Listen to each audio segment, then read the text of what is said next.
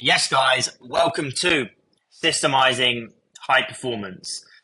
Now, you might be wondering, what is systemizing high performance? Now, I wanted to share a quote with you by James Clear.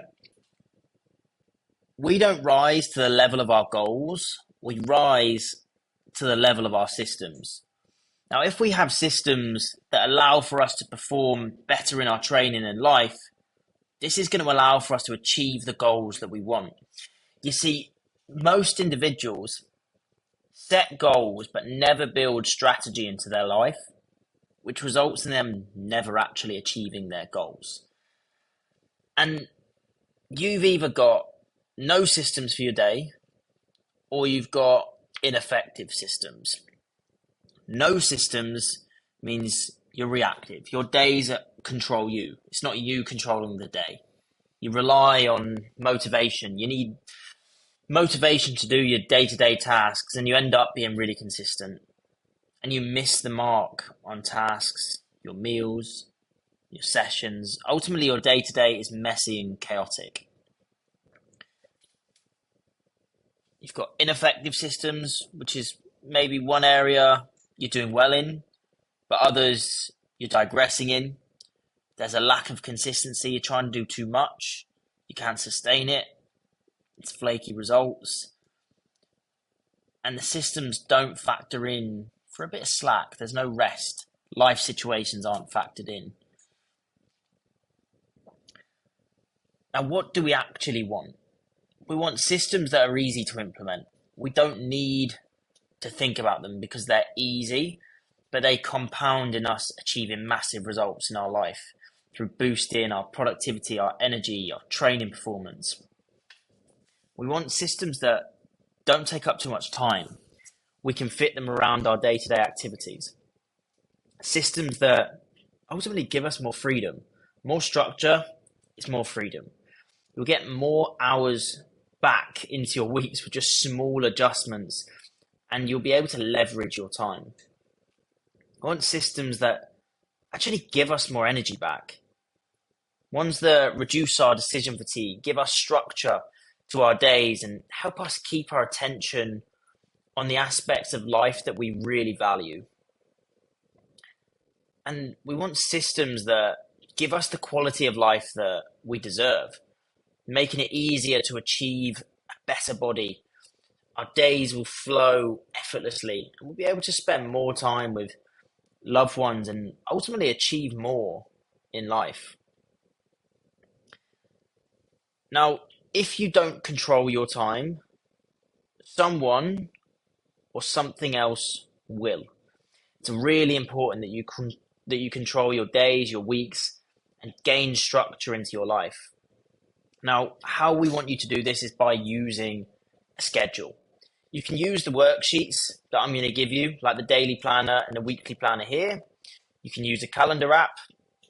But what I want you to put in there are the times that you're working, training, spending time with loved ones, chilling out, miscellaneous like life admin, like messages, food shop, getting your hair cut, getting the car sorted, your appointments. And then life events, birthdays, work events, appointments. What I would like you to do now as you watch this is look at your schedule and your current schedule and ask yourself, what does it say about you? Because this quote should really, really hit. Show me a schedule and I'll tell you about your goals. Okay, it's a quote from, probably butcher his last name, Brendan Bouchard. I think that's right. But guys, it's also really important that you schedule in your needs too. Days off, annual leave, holidays, and hobbies. Now, we're going to cover system by system the things that you can employ into your life. So here, we want to have a system so that we can ensure we're having high quality food. High quality food in equals high quality results, not only in your body, but your energy, productivity, and how we feel on a day-to-day basis. So how do you put this in place? Let's look at the food shop. Who's doing it? When is it being done? How often does it need to be done? Could you save time and get it delivered? You need a shopping list. Again, you can use the one that's attached below this video, but you need to note down, what is it you need to buy? How much of it do you need to buy? Having this organized is going to reduce decision fatigue and ensure that you're having high quality food consistently. We want to be proactive with our food choices so that we can get the best quality results. Anyway, now that you've got your food shop sorted and organized, you've got your shopping list organized, we need to work out a few aspects to actually make it happen. So you need to make a plan for who's going to cook it. Is it you or is it someone else? When is the food going to get cooked? What day? What time? Is it going to be prepped ahead of time? What do other people in the same household need? Could you perhaps invest in a meal prep company? If you can't cook, what are the options close to you that you can order? Are there any options that can go into the cupboard, freezer, if food goes out of date? Think about, what are your nutritional needs? Have you factored this in and worked out the quantity of foods to help you achieve your goals? And what is your ideal day of eating? What meals would you like to have on a consistent basis? The second principle is great quality sleep. Sleep is crucial for our performance in training, work, and our overall energy. If you're underslept, you're going to find yourself taking longer to recover from your sessions, getting poorer quality results from your training, craving more sugary food, wanting to reach out for caffeine more frequently, struggling to digest your food effectively, forgetting things and not being able to recall information. You'll be mentally slow and not able to make high quality decisions. And you'll be lower on energy, which will show in everything that you do. So to ensure that we have a great quality sleep day in, day out, we're going to need to build our own sleep system. To ensure that we have great quality sleep, like I said, we need that system. So think about, do you currently have a sleep system in place? If you do, what is it? What time do you go to bed? What time do you wake up? How do you make sure that you get a great quality night's sleep? Okay, we really need to have locked in when we're going to go to bed, when we're going to wake up. And we really don't want weekdays and weekends being massively different. Okay, we also know that we have to be realistic, and have some element of flexibility in there, of course. And are you going to do anything before bed to unwind, to chill out? For instance, turn the lights off, be off your phone, go for a walk, journal.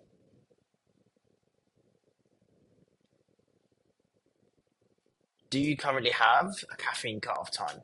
If not, when is going to be your caffeine curfew? Right, for reference, caffeine stays in the bloodstream for up to 8 hours, which can massively affect the quality of our sleep. And is there anything that you could do to ensure you've got a higher quality sleeping environment? For example, getting some blackout blinds, making sure the temperature in your room is quite cool, getting some new bedding, having no electronics in the bedroom.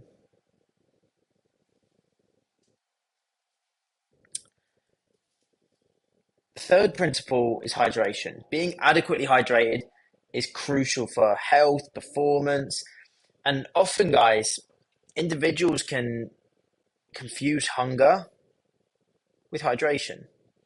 So it's going to massively help our results. Now, a rough guideline for hydration could be 750 ml to a litre for every 20 kg of body weight. If you're more active, you want to veer towards drinking more. If you're less active, maybe you want to drink a little bit less. It's just a rough guideline. Most individuals tend to not drink enough, or they're just massively inconsistent. So we want to build an easy hydration system for our days. As soon as you wake up, drink 500 ml to a litre. We've just gone 8-10 hours without drinking anything at all. So it's a smart idea to get it in as soon as possible. When you're at work, have a large bottle of 500 ml next to you so that you just sip at it throughout the day. With every one of your meals, have a large glass of water alongside it. When you're training, bring a large bottle and keep sipping before, during, and after your session. And keep a bottle of water for when you're on the go, like in the car, in your work bag, your gym bag.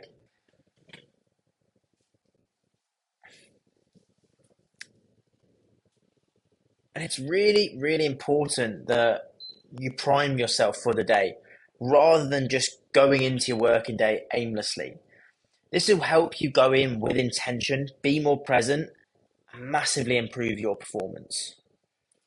So we want to design a short routine that helps us. This is your routine. It has to work for you, and it has to be something that you could actually enjoy waking up to.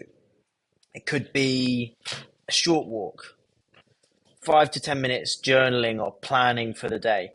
It could be having breakfast with your kids. It could be some breath work or meditation. It could be some stretching.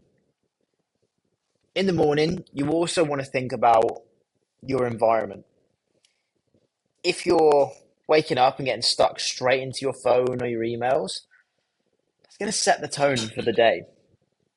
By engineering your environment, it's going to help you show up differently and almost see the day through a different lens. A couple of suggestions could be playing some of your favorite music on your way to work.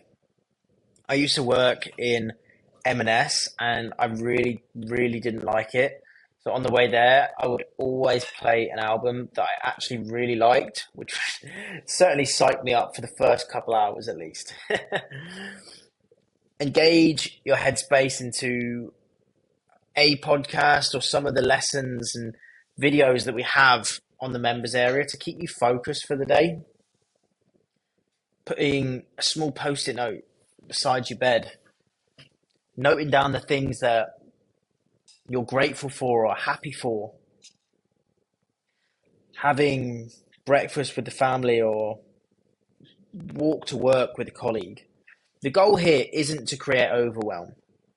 Definitely not. We want a light routine that primes us for the day. And the fifth principle is a really cool saying that I absolutely love, is where attention goes, energy flows. In the world that we live in now, it's important that we set boundaries around where our attention flows and goes. A really good example of this is your screen time. So what we need to do is build your own personal screen time system. So think about, what do you use social media for? So let's firstly get intentional over the value that it actually adds and what it doesn't add. And then, when do you want to allow yourself some screen time? Are there going to be pockets of time in your day or your week that you're going to allow yourself on social media, playing video games or watching TV? And there are periods in your day that you want to be disengaged from your phone, or you don't want to be on any specific apps. Like when you're working, you don't want to be on other apps that don't apply to what it is you're trying to do. I'd also be super interested to hear what your current screen times are. But then we need to look at a system to lower this down. Now, this might look like no electronics in the bedroom, turning your phone off during work, no social media after X time, deleting X app during your working hours or after X o'clock. These are just examples. And now we need to look at how we can put it all together and make it stick. So keep the systems light and then scaffold on as you wish. We're thinking of a marathon here, not a sprint. It's really important that you manage your expectations like you would your pace in a marathon. It might slip once, but don't let it slip twice. If they do start to slip, bring it to myself and we'll work on putting a plan in place and make things more realistic for you. Set time every week to gain structure by planning your day, your week, your food shops, and times that you're going to go train. Refine the systems. Chances are there'll be periods when you will need to tweak the system because life changes. And it's important that you tweak it so that it feels right and gets you the result that you want in your life. And it's really important to do your absolute best to not let anyone stop you from following through on your systems. You will get distracted by others, work, situations, and what other people are eating. It can derail you at points, but we utilize these systems to stick to what we have laid out to the best of our ability. Now, guys, to ensure that this is a success, I want you to stick a picture of your structured week into the Facebook group and tag me. Share your ideal day of eating into the group. This might even give other people inspiration of, oh, I've not tried that yet. That sounds nice. And if you're struggling to implement any of these, let me know. Okay, guys, I hope this was useful. Any questions, as always, hit me up.